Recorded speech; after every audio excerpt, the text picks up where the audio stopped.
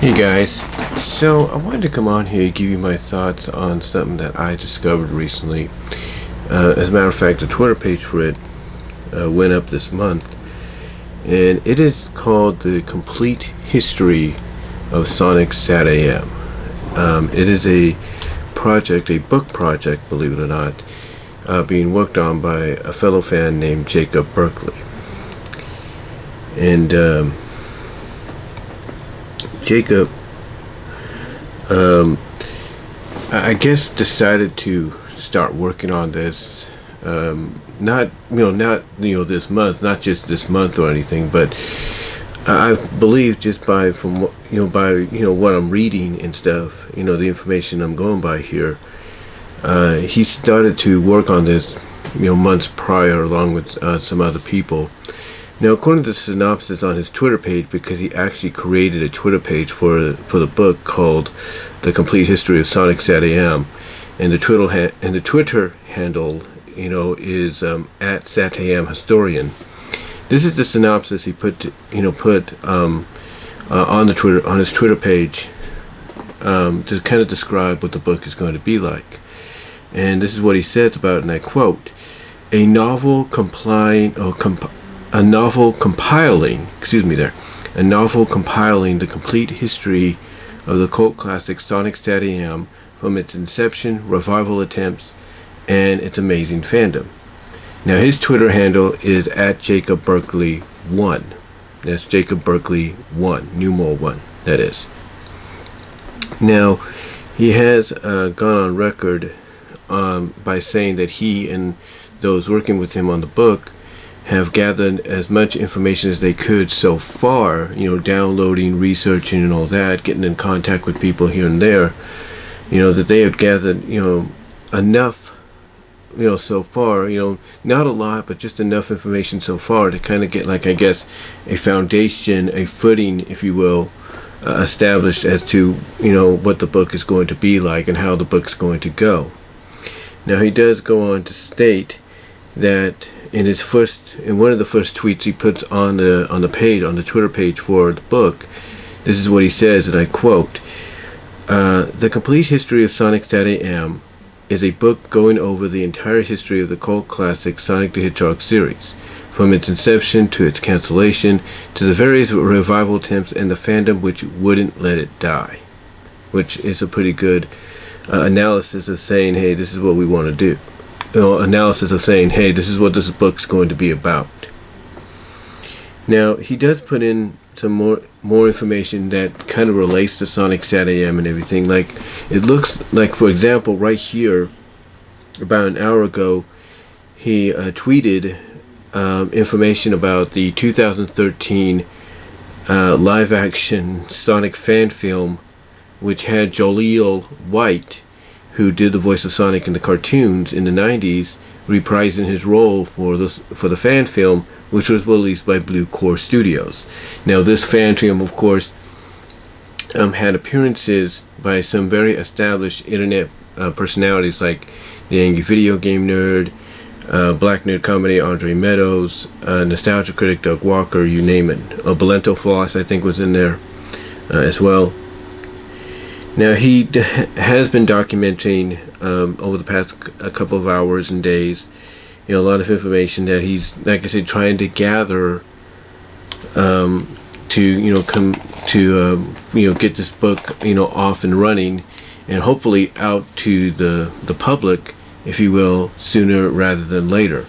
Now, he hasn't given a release date yet, or a targeted release date, but one could assume that he would like to try to get the book out between mid to late 2022, perhaps more than likely 2023, early to spring 2023, in time for the 30th anniversary of the show itself.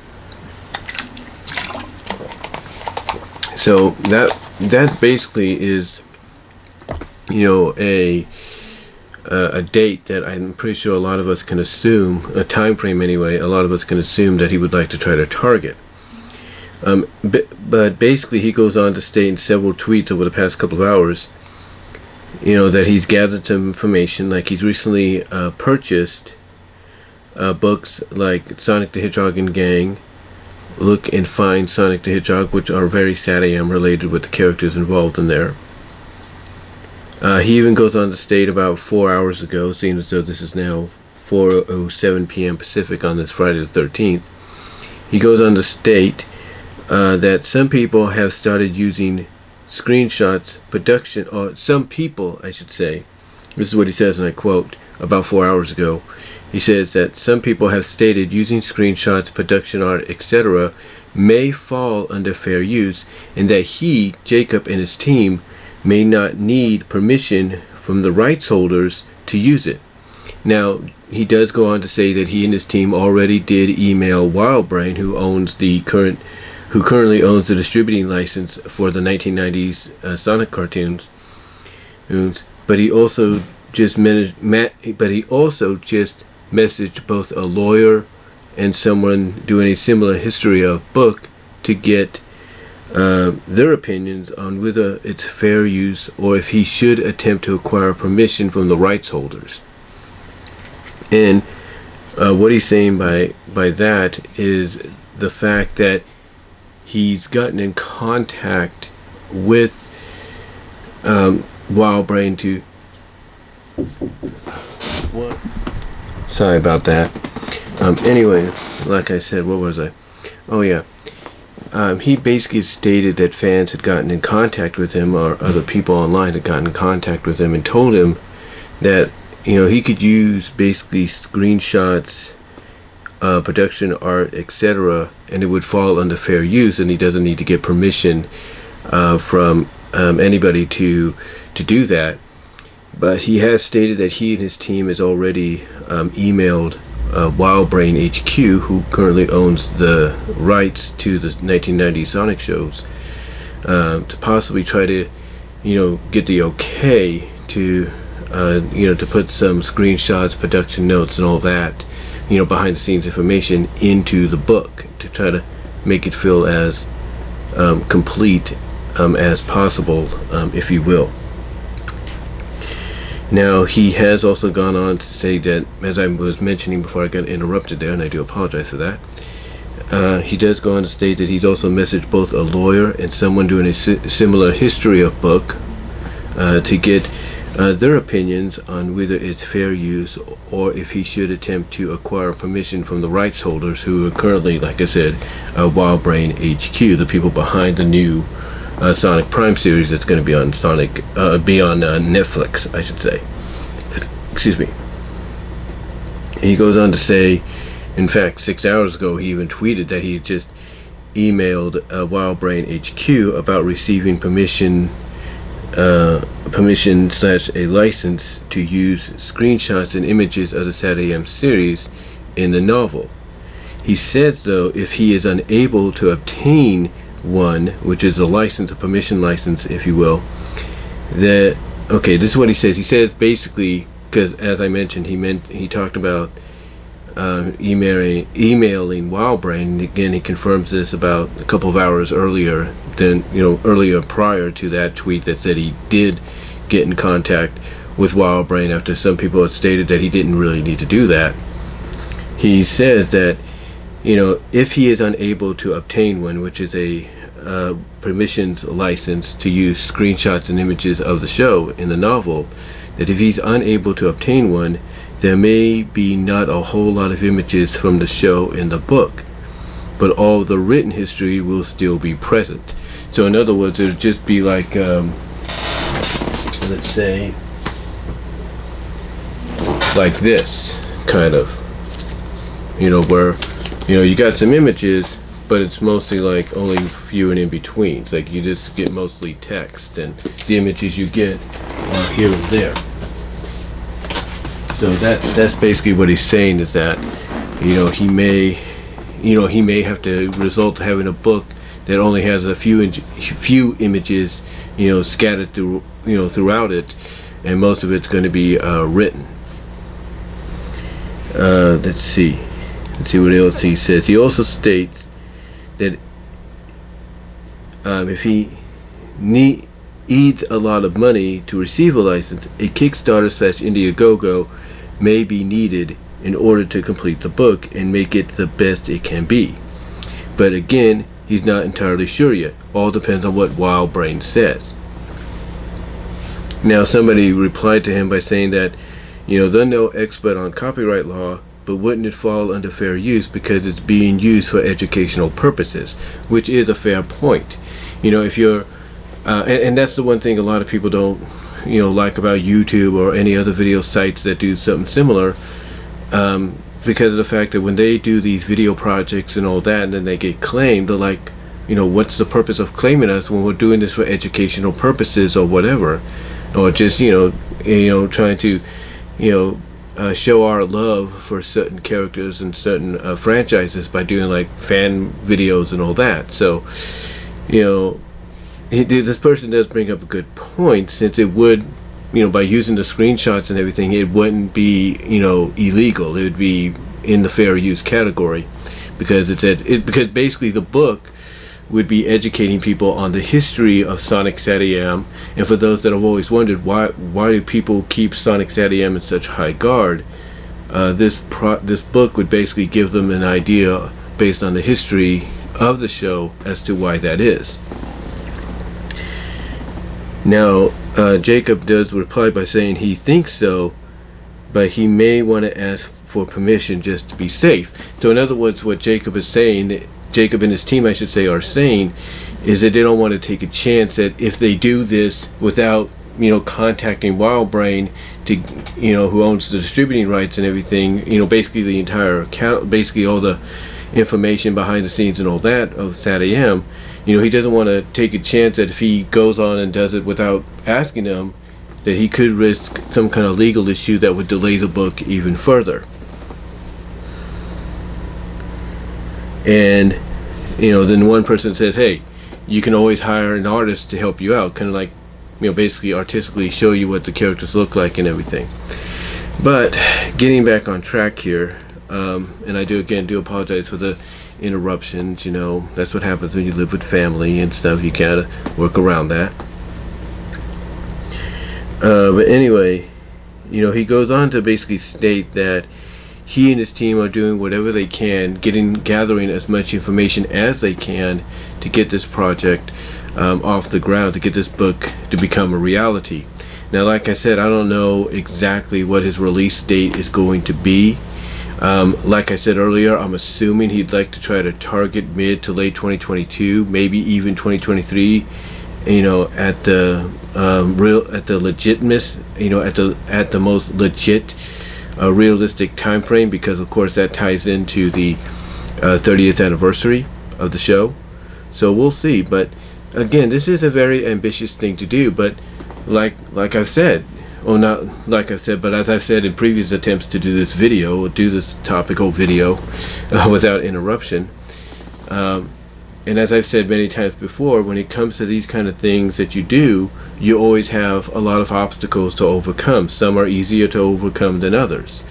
Like, with WildBrain, they might be okay with the idea because, hey, they're not really pushing the show that much anymore for a revival, so, at least allowing someone to utilize images and behind the scenes information to make the book as complete as possible, I think they would be okay with, because the more I guess you could say promotion they get for owning the rights to the Sonic properties right now as we speak, the more it will get eyes potentially on Sonic Prime.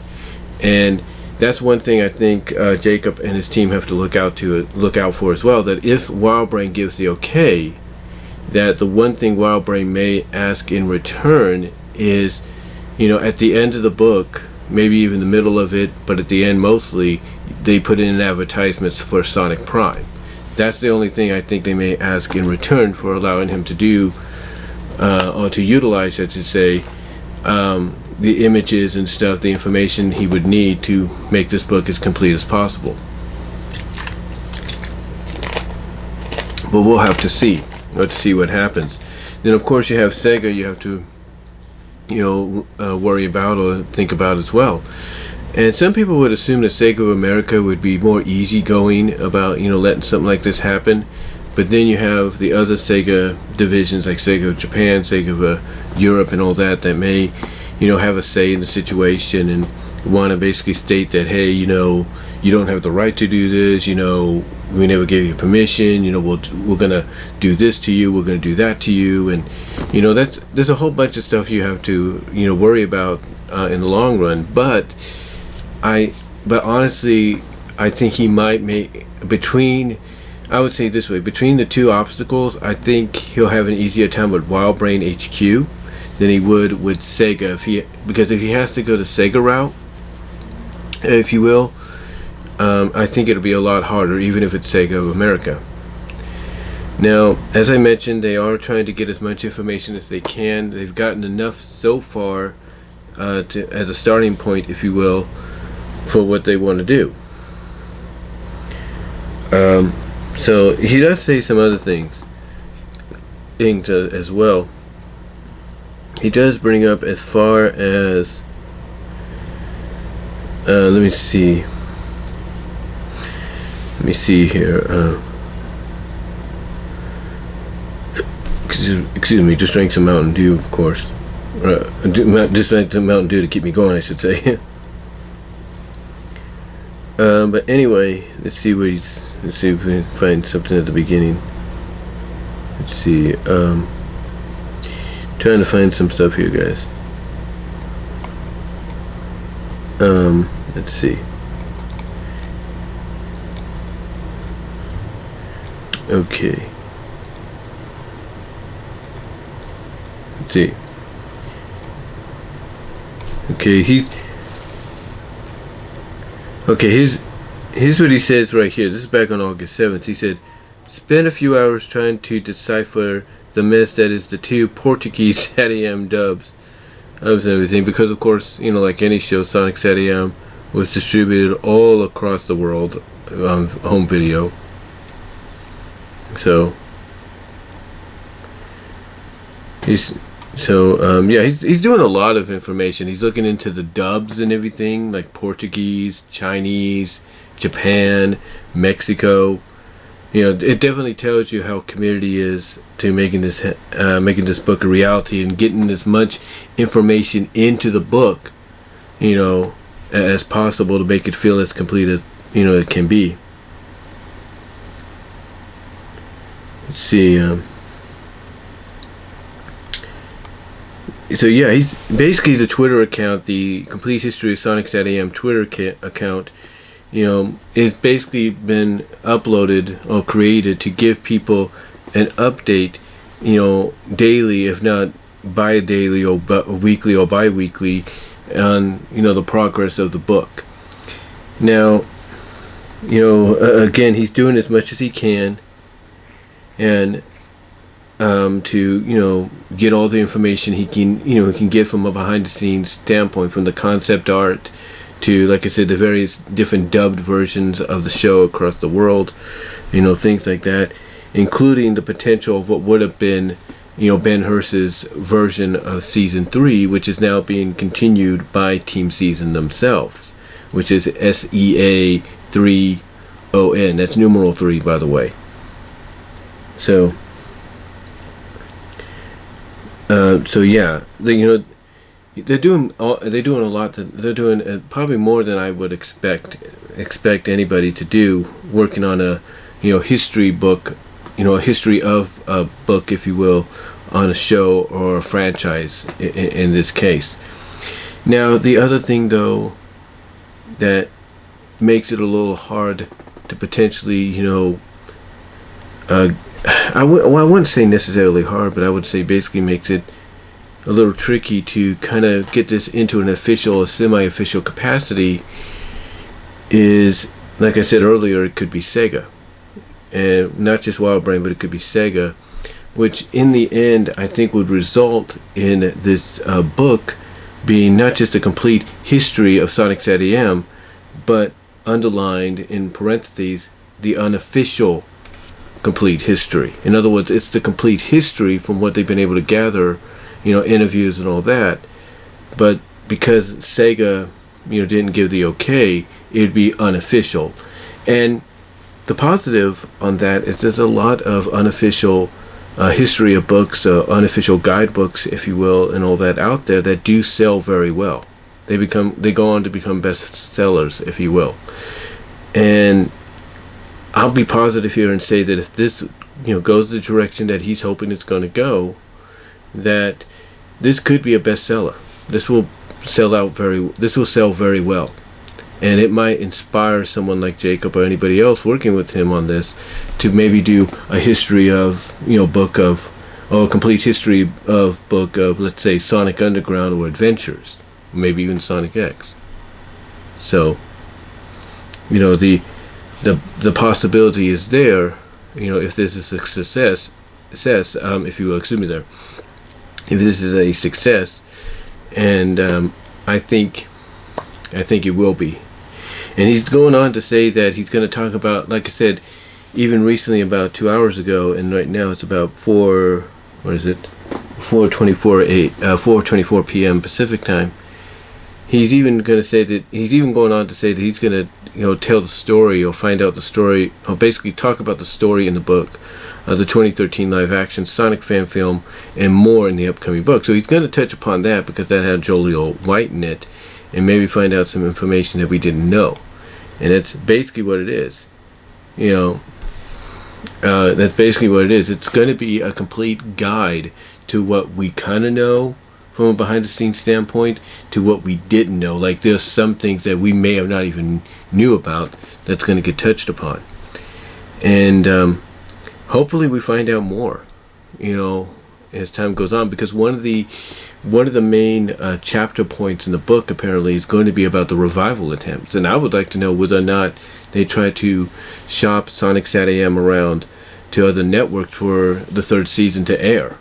Again, could you imagine if they successfully got CBS to take it and then put it on the Action Zone behind, back to back with the Red Sky TMNT? Whew, talk about a great hour of animation. Now, again, like I said earlier, he's contacted WildBrain. He's gonna, just as a safety lock to see whether or not it'll be okay, even though some people say you don't have to do that. Now, let's say, for example, he's not able to do that. We as fans may have to come to their aid, not just through Kickstarter or Indiegogo, but with any kind of concept art and stuff that we may have gotten throughout the years.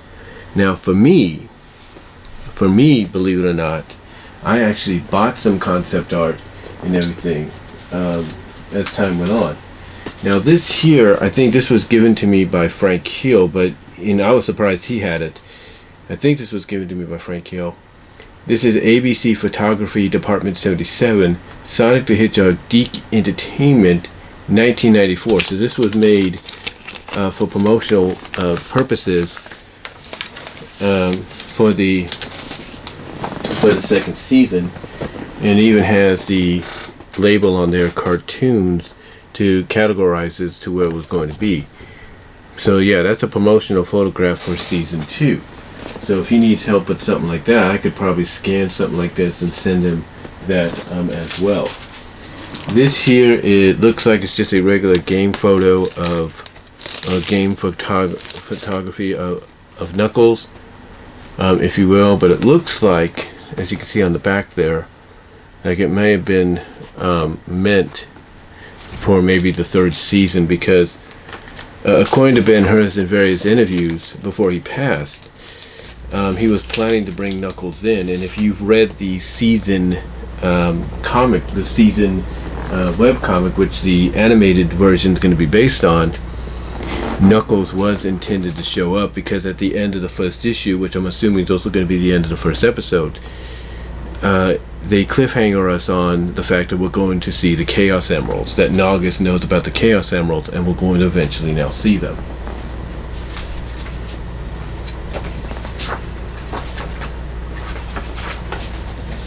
Put these over here. And again, this is another one by Deke Entertainment and ABC for promotional consideration. This is a bigger one, I think. Yeah, it says cartoons on the back with a little dot. So that Knuckles one definitely kind of gives off the vibe that that was going to be utilized for Knuckles showing up in the 3rd season, had that taken off. And let's see if there's anything else in here that I may have missed. No. So, and then of course Frank Hill just gave me a little like thing here. So this is from Adventures. It's nothing big. It's just a screenshot. So yeah, gather all this and use to the side. But like I said, if he needs help, I do have these as well. These I think I actually bought. I believe these are the yeah, I actually bought these several years ago off eBay, and these are production colors, if you will, color guides, production color guides. Here we have Loop from Cry of the Wolf, and it shows you exactly, you know, where that's exactly where it's from, and it shows you the number for it. And here we have Sally in Nightgown. This is from the episode Dulcie, if you will. So it says it right there.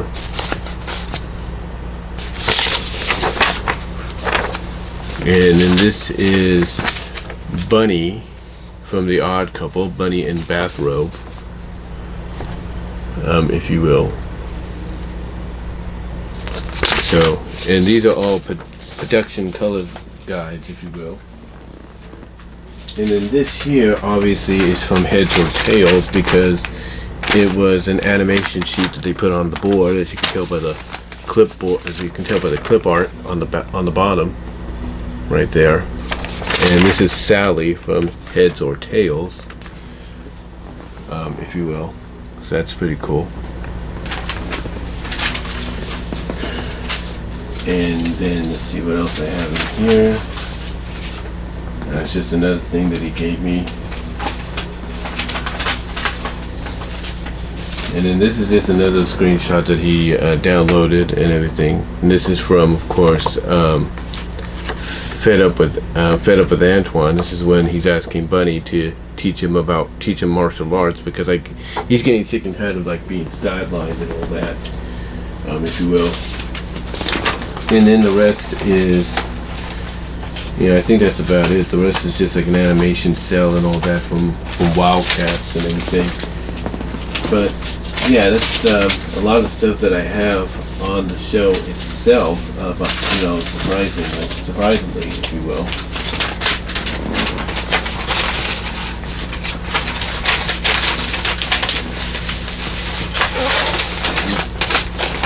As I put it back in there, best I can.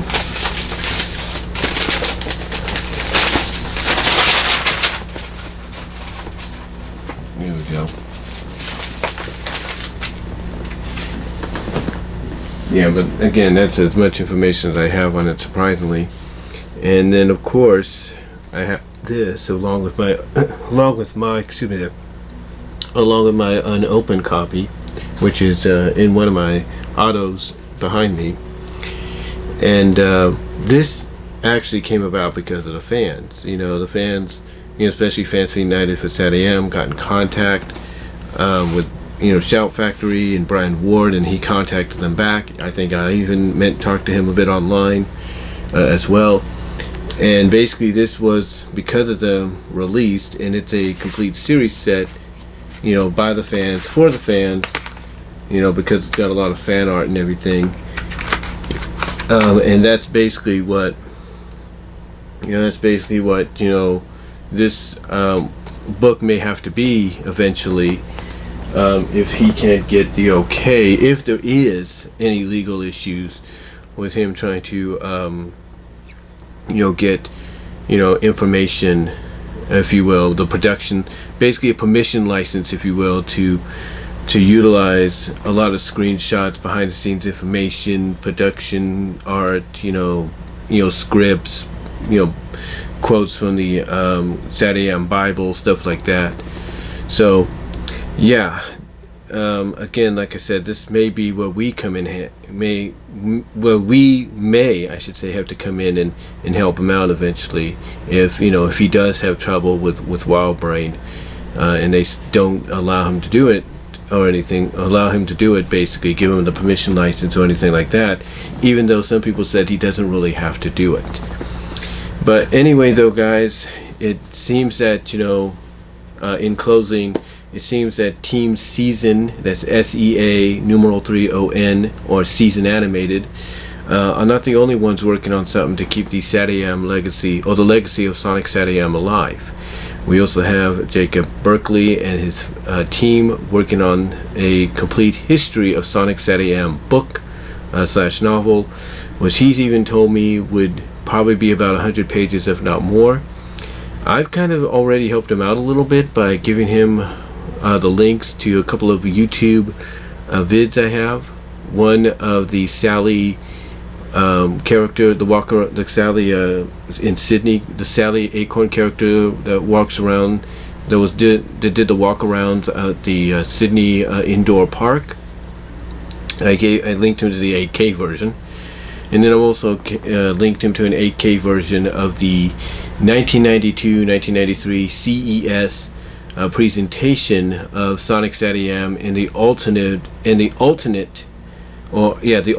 opening that would have been had the show gone in the direction that we kind of saw it potentially going in with Heads or Tails, because as we saw with Heads or Tails, that felt like it was a more of a serious but still comedic, you know, comic book brought to life version of the show, if you know what I mean.